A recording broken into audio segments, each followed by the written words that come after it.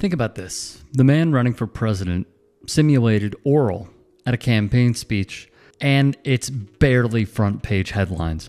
I'm so upset with people who aren't exercising their intellect as much as they're exercising their emotions. Actor and activist Mandy Patinkin hits the nail on the head when it comes to MAGA. They're poisoning the blood of our country. That's what they've done. They poison. This pathetic rhetoric has real-life consequences because his followers believe him.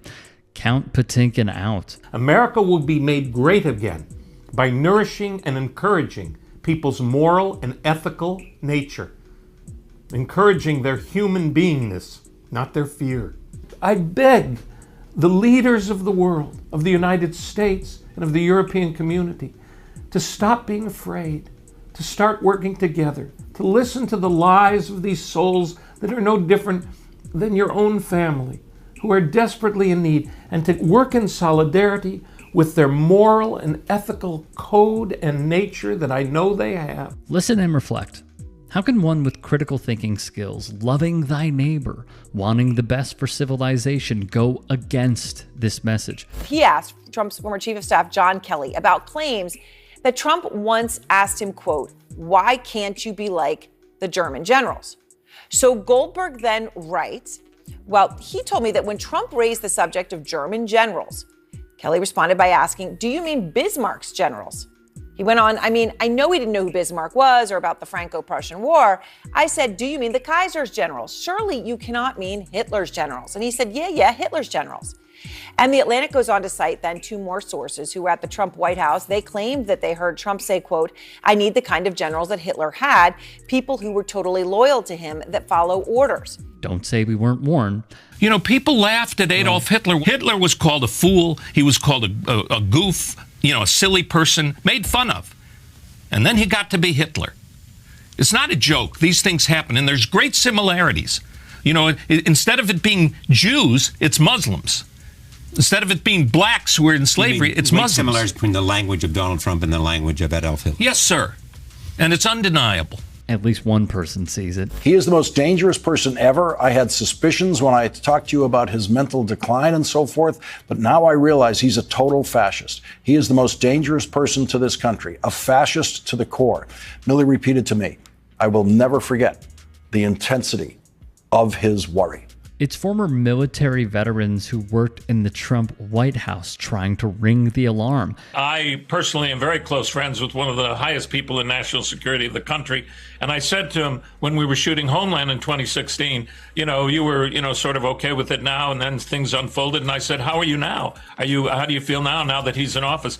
He said, now I'm really worried. I said, why is that? He said, because I've been with many of these president-elects and people running for president, and there's a big change that happens once they're in that chair in that White House, and I haven't seen that change, and that terrifies me. And Patinkin even cites a source of his who echoes those same worries. Why do we want these people from, quote, all these whole countries here? Mr. Trump was referring to African nations and Haiti, before suggesting the U.S. should have more people from places like Norway. There is a repeated pattern from a man who not only coddles white supremacists, but dines with them. To have us as citizens have to sit and witness the degradation of one of the most important systems in the world right now, to debate ideas that affect human lives, and to listen to an egomaniac destroy any possibility of discussion is unacceptable. It is an insult to us as voters to have to witness this kind of bestiality. Patinkin, like many, has had enough. Donald J. Trump is calling for a total and complete shutdown of Muslims entering the United States. Remember this? We have to be human moral beings, human rights. If you don't, I've said this before, it's an old, it came from the Holocaust. If you don't take care of these people now, if you don't stop worrying about yourself and take care of your fellow man now, when the time comes that you need someone to help you, no one will be there. And if you think that's not the truth, think again. Because Patinkin has a great retort to it. The former chairman of the Joint Chiefs of Staff, Mark Milley, said, No one has ever been more dangerous to this country than Donald Trump, and he is a fascist to his core. Speaking of, it used to be monarchies, fascists, demagogues, kings. That's what this country was formed to try to avoid, to represent the people so that they could have a voice, so that their vote meant something. That's what it'll go back to. It'll be go back to a monarchy. This democracy is a baby. It's only a few years old in the timeline of history. True. And don't think that it can't happen. There are people that want it to happen. They're trying to destroy our democracy. Those who can't accept the results of an election. An election is a game. Don't go to a baseball game or a football game or a soccer game or a basketball game if you can't accept the fact that there'll be a winner and a loser. That's why you're going to the damn game, for God's sake. And so don't think that you can't lose the privilege of being an American, the privilege of having the greatest power in the world, which is your vote. It's absolutely wild to see. And in Texas, stuff is really, really crazy. We're right there by a wide open border. Where are my proud Latinos at tonight? You guys see what I mean? It's wide open. There's so many of them. It's absolutely incredible. Believe it or not, people, I welcome migrants to the United States of America with open arms.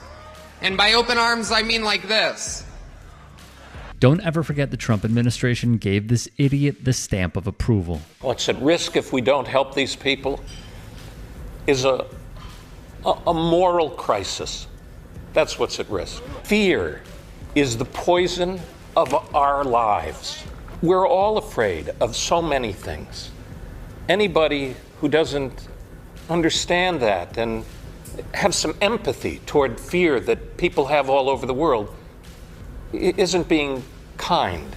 Fear is very real, but there's nothing to be afraid of here. Nothing at all. Our humanity is at risk if we don't take care of these people. Our right to exist is at risk. If you don't help these people, when you are in need, there will be no one. I guarantee you, there will be no one to help you. Hey, I appreciate you watching. Now, if you can, please do become a channel member by going to youtube.com/tytsports and clicking the join button. If that's too much for you, you can just go to tyt.com/join to become a member. It helps all of us out here at the Young Turks and keeps our network afloat. In addition, you could follow me on my socials on Twitter, Instagram, and TikTok. Appreciate the love. Have a great day.